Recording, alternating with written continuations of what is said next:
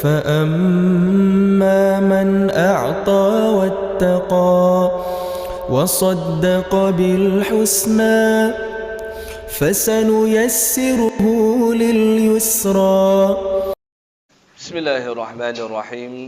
السلام عليكم ورحمة الله وبركاته.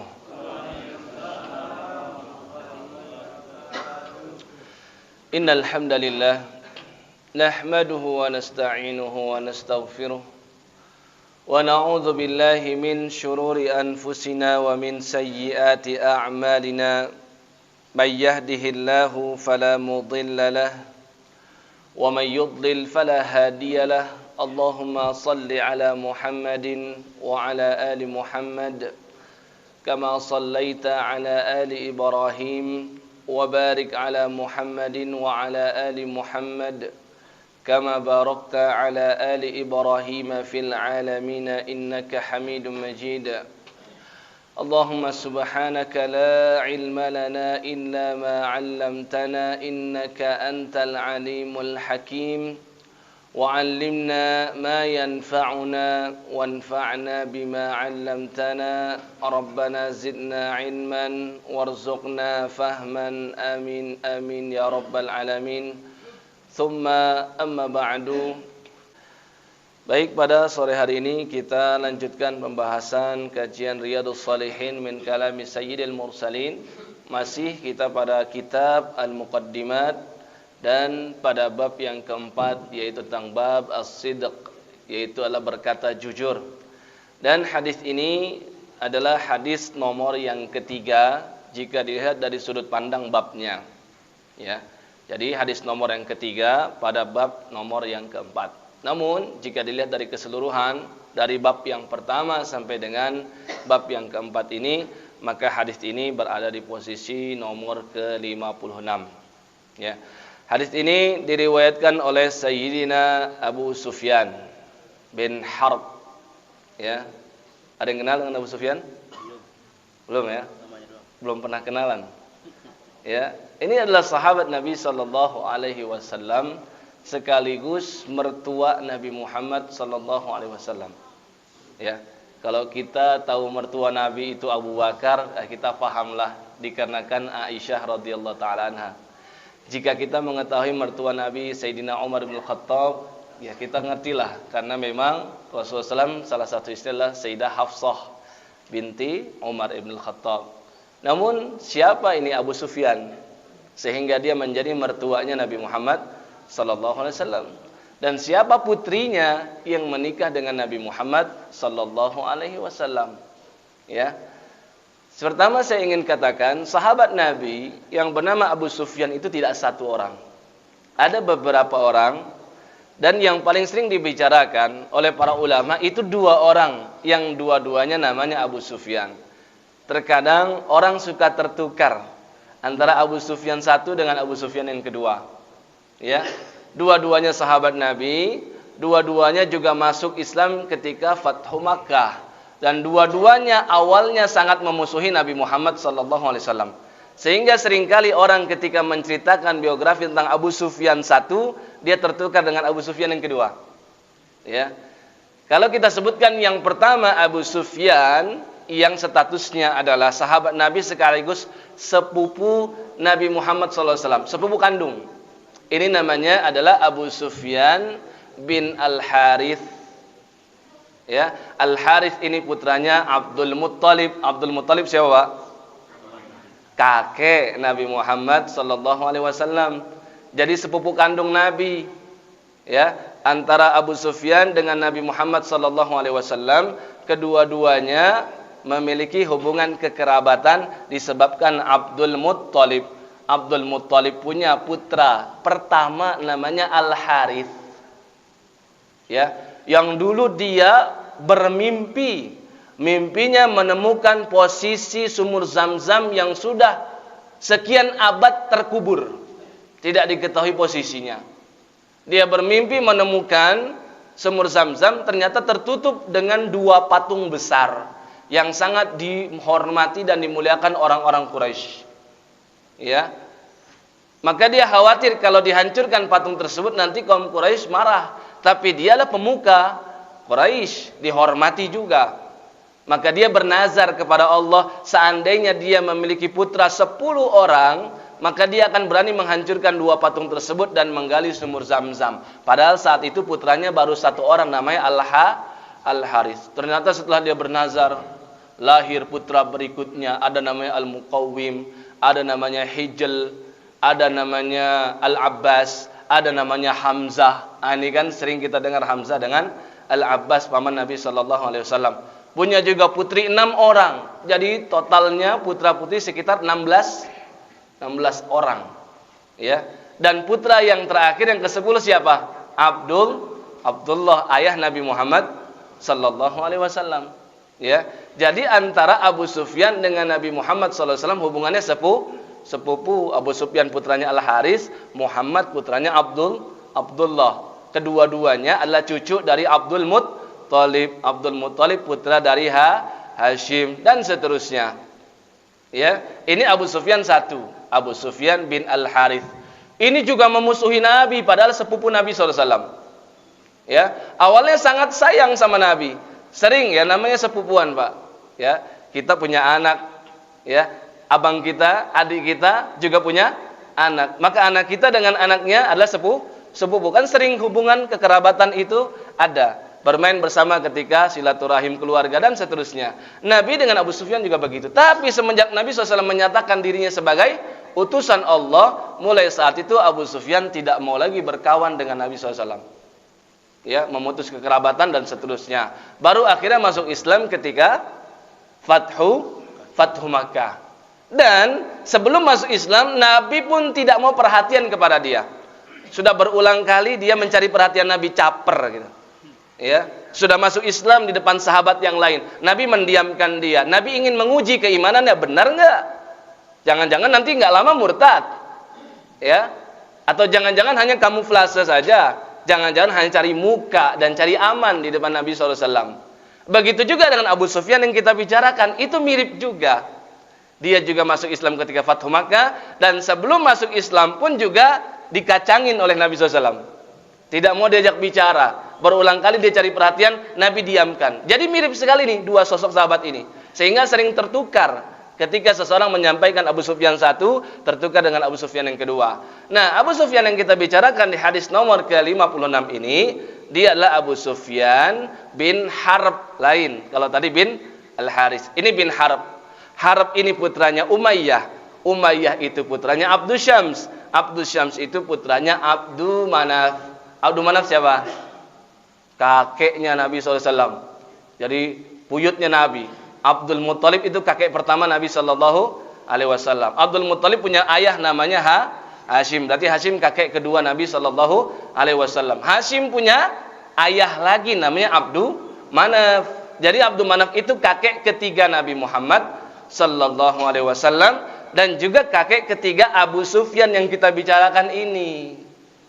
Sehingga hubungan antara Nabi dengan Abu Sufyan yang kita bicarakan sepupu tapi sangat jauh.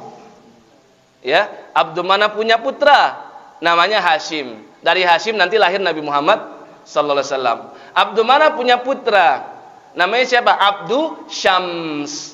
Abdu Syams nanti punya keturunan namanya Abu Sufyan. Nama aslinya dia adalah Sakhar bin Harb bin Umayyah bin Abdi Syams bin Abdi Manaf. Ini kalau membicarakan tentang silsilah Nabi itu, Pak, menarik itu, kekerabatan Nabi itu. Dan kita akan menjadi semakin tahu bahwasanya Nabi ini adalah memang seseorang yang sangat diposisikan oleh Allah dalam kondisi yang paling sulit.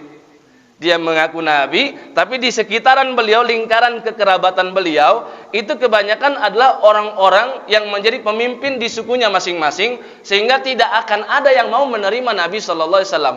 Ibarat seperti anak baru kemarin. Ya. Dan Abu Sufyan dengan Nabi SAW itu umurnya terpaut sekitar 10 tahun. Nabi lahir di tahun gajah, Abu Sufyan sekitar 10 tahun sebelum kejadian penyerangan Abraha terhadap Ka'bah. Jadi lebih tua sekitar 10 tahun. Ya. Abu Sufyan sangat memusuhi Nabi sallallahu alaihi wasallam. Ya, sangat-sangat memusuhi. Disebabkan apa? Abu Sufyan ya tidak senang ketika ada keturunan Abdul Manaf yang dahulunya orang-orang Quraisy itu membanggakan Latta, Uzza dan Manat, tiba-tiba ada yang menodai kesucian ya ajaran nenek moyang mereka. Maka Abu Sufyan ini tidak senang dengan Nabi sallallahu alaihi wasallam. Dan juga Abu Sufyan ini dendam kesumat. Ya, Abu Sufyan itu punya sosok-sosok tokoh yang dia idolakan. Di antaranya Abu siapa? Abu Jahal. Namanya siapa? Amr bin Hisham. Ya, Abu Sufyan juga punya sosok tokoh yang diidolakan. Di antaranya selain Abu Jahal siapa? Utbah bin Rabi'ah. Ya, di antaranya siapa lagi? Syaibah bin Rabi'ah. Di antaranya siapa lagi? Al-Walid bin Al-Mughirah. Ayahnya Khalid bin Al-Walid. Ada Umayyah bin Khalaf. Itu senior-senior Abu Sufyan. Abu Sufyan hormat sama mereka, tapi mereka semua mati ketika perang Badar. Maka mulai saat itu Abu Sufyan lah yang memimpin orang-orang Quraisy. Maka di perang Uhud ya, Nabi dengan orang-orang kafir Quraisy berperang kan di Uhud. Siapa yang memimpin ya penyerangan pasukan Quraisy? Abu Sufyan. Ya, begitu juga perang Ahzab yang memimpin siapa? Abu Sufyan. Pokoknya ini orang nggak senang banget dengan Nabi Shallallahu Alaihi Wasallam. Tapi yang menarik Pak, yang menarik, Allah Jalla Jalaluh memberikan satu ayat di dalam firman-Nya di Quran surah Al-Mumtahanah surat yang ke-60. Di ayat yang ke-7, dan ini menjadi indikasi suatu saat nanti Abu Sufyan akan memiliki kekerabatan dengan Nabi Shallallahu Alaihi Wasallam. Allah Subhanahu wa ta'ala turunkan, asallahu an yaj'ala bainakum wa bainal ladzina 'adaitum minhum mawaddah wallahu qadir wallahu ghafurur rahim. Moga-moga Allah menjadikan antara kalian, maksudnya Nabi Muhammad SAW bersama dengan para sahabat, wa bainal ladzina 'adaitum, dan orang-orang yang memusuhi kalian, yaitu Abu Sufyan dengan orang-orang kafir Quraisy. Mudah-mudahan Allah berikan yang namanya mawaddah. Mawaddah itu apa? Kasih sayang, kekerabatan, perasaan cinta. Dengan ayat ini ya, para sahabat menduga-duga siapa kira-kiranya ya musuh Nabi yang kelak nanti memiliki hubungan kekerabatan dengan Nabi sallallahu alaihi wasallam. Pada akhirnya terungkap di tahun ke-7 Hijriah. Ya. Ternyata putrinya Abu Sufyan menjadi istri Nabi Muhammad sallallahu alaihi wasallam. Tahu enggak siapa namanya? Hah? Siapa ya? Namanya Romlah. Sayyidah Romlah. Ya, itu nama aslinya. Romlah binti Sokhor bin Harb atau Romlah binti Abu Sufyan. Itu nama aslinya Romlah. Tapi sering disebut dengan Ummu Habibah. Pernah dengar ya? Kalau Ummu Habibah, ini adalah Sayyidah Ummu Habibah, istri Nabi sallallahu alaihi wasallam. Luar biasa Ummu Habibah ini bisa menjadi istri Nabi sallallahu alaihi wasallam. Ya, bagaimana kisahnya? Ummu Habibah ini dahulu kala ketika ia masuk Islam, ya, tanpa sepengetahuan ayahnya Abu Sufyan. Oh, kalau tahu itu habis itu. Ya, Ummu Habibah punya suami namanya Ubaidillah bin Jahsh. Ya, suami istri masuk Islam. Kemudian banyak ditindas sahabat-sahabat Nabi. Maka Nabi perintahkan untuk hijrah. Hijrah pertama kemana? Ke Ethiopia, ke Habasyah, ke arah selatan Mekah, lewatin laut dulu. Ya, Laut Merah ya, atau laut apa itu yang di bawah tuh? Ya. Nah itu, nyambung ke Ethiopia. Di sana ada raja, namanya Raja apa? Nama aslinya Ashamah. Gelarnya Najasyi. Semua gelar-gelar raja yang ada di Ethiopia diberikan gelar namanya Najasyi. Dia menindungi ya sahabat-sahabat Nabi SAW yang hijrah ke sana. Yang hijrah diantaranya Ummu Habibah dengan Ubaidillah. Yang jadi masalah Bapak Ibu sekalian, hijrah itu nggak mudah, benar nggak? Benar nggak? Hijrah itu tidak mudah, tidak semudah membalikkan telapak tangan. Hijrah itu sulit, jalannya terjal. Maka Ummu Habibah ketika sudah hijrah dengan Ubaidillah bin Jahsy dengan harapan menyelamatkan akidah, justru Ubaidillah bin Jahsy terkontaminasi dengan agama Nasrani dan dia murtad. Ya, Ubaidillah bin Jahsy murtad. Ya, dia dulu beragama Nasrani, sudah pernah memeluk. Datang Nabi SAW, dia mengakui kebenaran Nabi SAW. Sampai di Ethiopia, nggak tahan dengan nuansa yang ada di sana.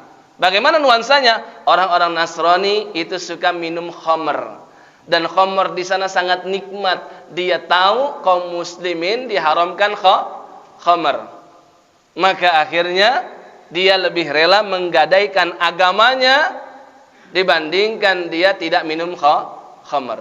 Maka dia lebih memilih khamr, dan dia murtad dari agama Islam. Maka Ummu Habibah ujiannya luar biasa. Sudah hijrah, ditinggal, ya, meninggalkan kerabatnya di Mekah. Sampai di sana suaminya malah murtad. Di Habasyah dia sering dengar ayahnya sendiri Abu Sufyan ternyata melakukan penyerangan kepada Nabi sallallahu alaihi wasallam. Dilematis nih rasanya Ummu Habibah. Ya, luar biasa. Maka akhirnya tidak lama Nabi SAW mendengar tentang Ubaidillah bin Jahsy. Nabi SAW yang memiliki hubungan dengan Najasyi, hubungan baik, hubungan bilateral. Ya, bagaimana hubungan baiknya? Karena Najasyi mengakui kebenaran nubuahnya Nabi SAW semenjak dia mendengar surat Maryam yang dibacakan oleh Ja'far bin Abi Thalib. Kaf ha ya ain sad dzikru rahmati rabbika abdahu Zakaria, dan seterusnya sampai ada kisah tentang Maryam melahirkan Nabi Isa.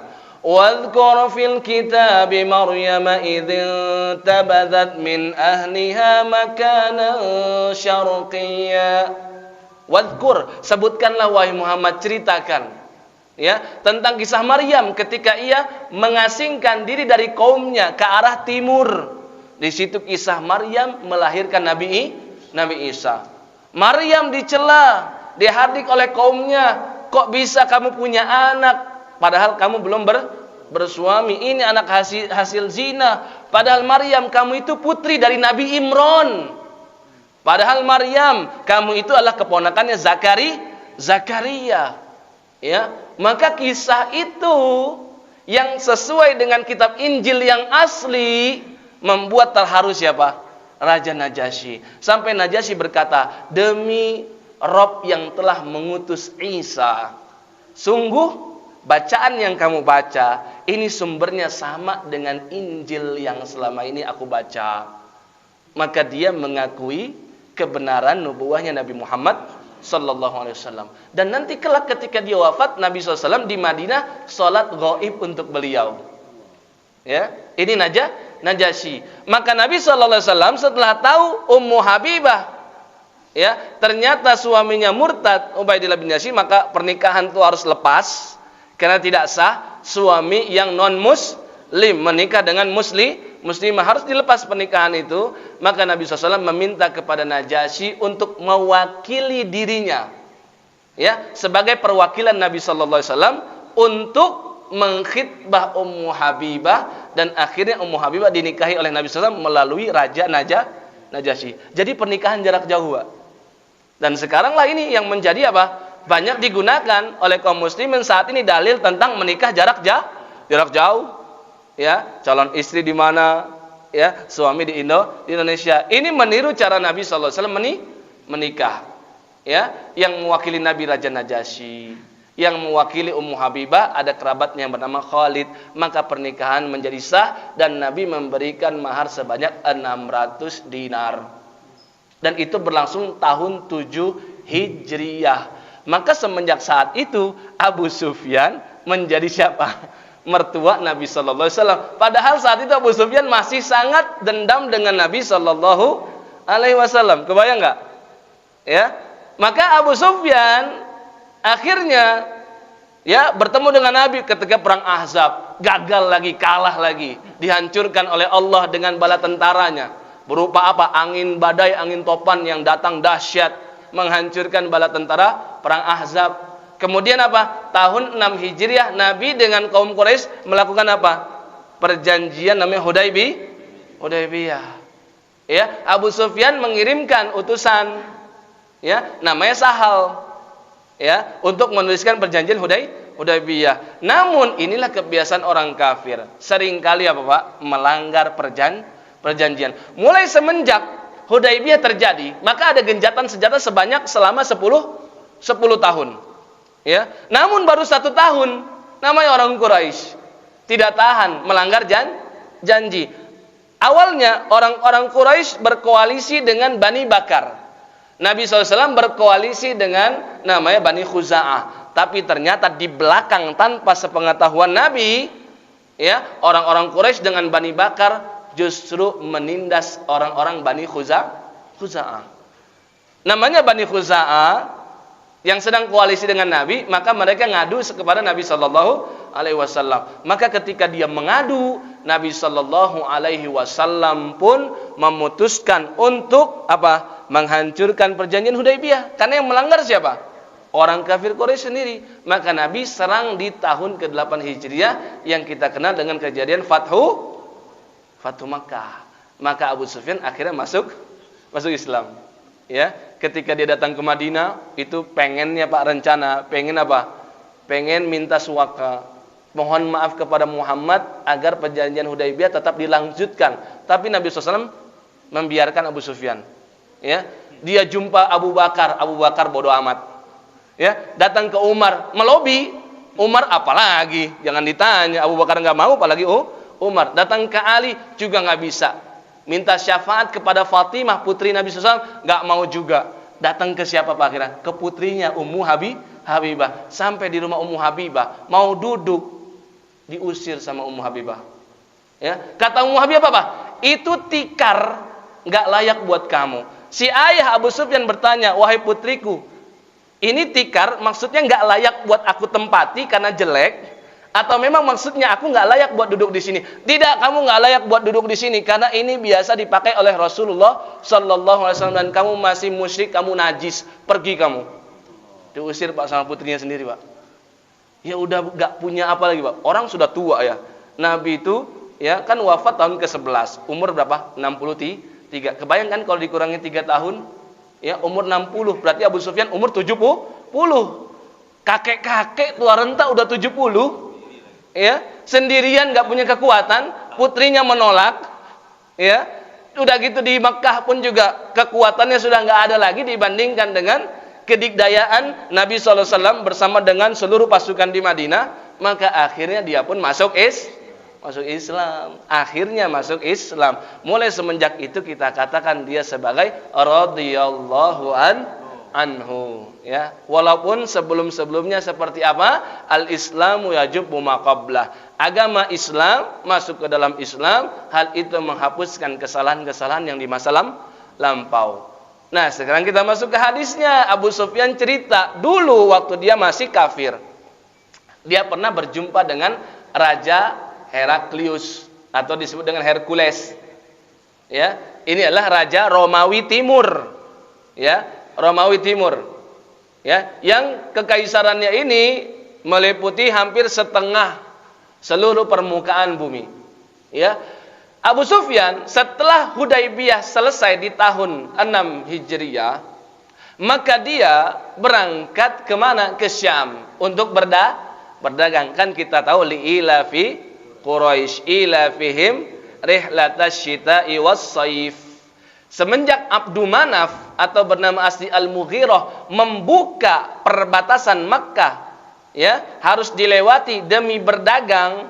Di musim dingin mereka ke Yaman, di musim panas mereka ke Syam.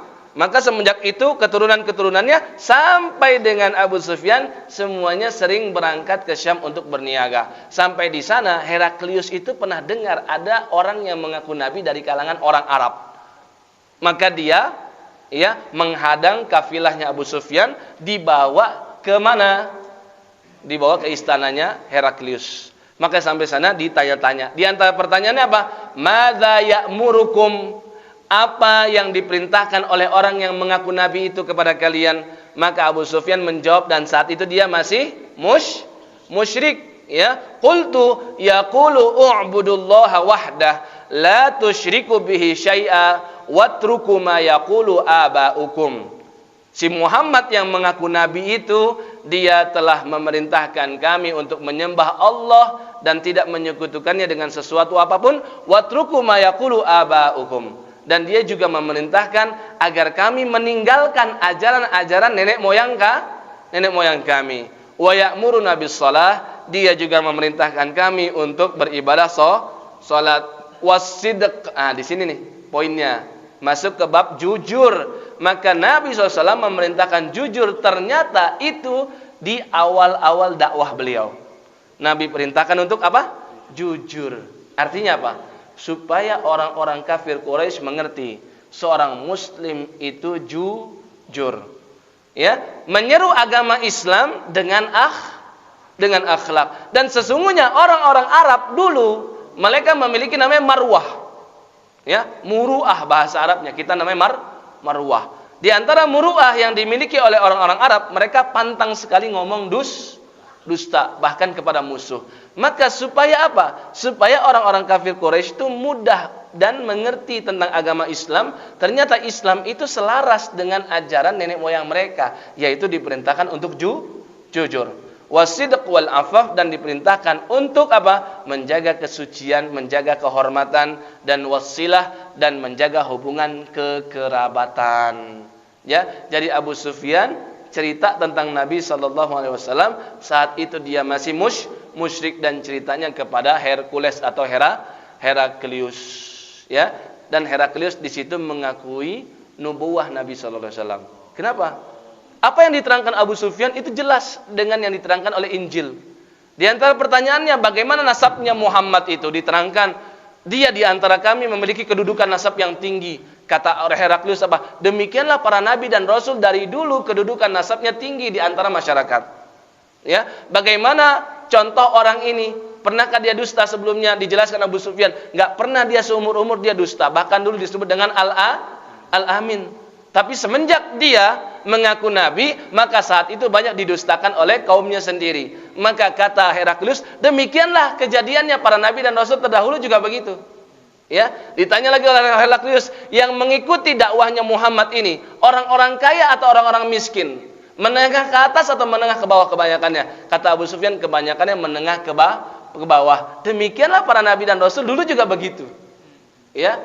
Kata Heraklius lagi apa? Apakah jumlah mereka semakin bertambah? Kata Abu Sufyan, ya, semakin bertambah. Ya, seperti itulah. Kebenaran akan selalu mengalahkan kebatilan dan seterusnya. Ya, inilah hadis nomor ke-56 yang dimaksud oleh Al-Imam An-Nawawi. Nabi sallallahu alaihi wasallam memerintahkan berbuat jujur itu sejak di awal-awal dakwah beliau, supaya orang-orang banyak tertarik dengan agama Islam melalui akhlak.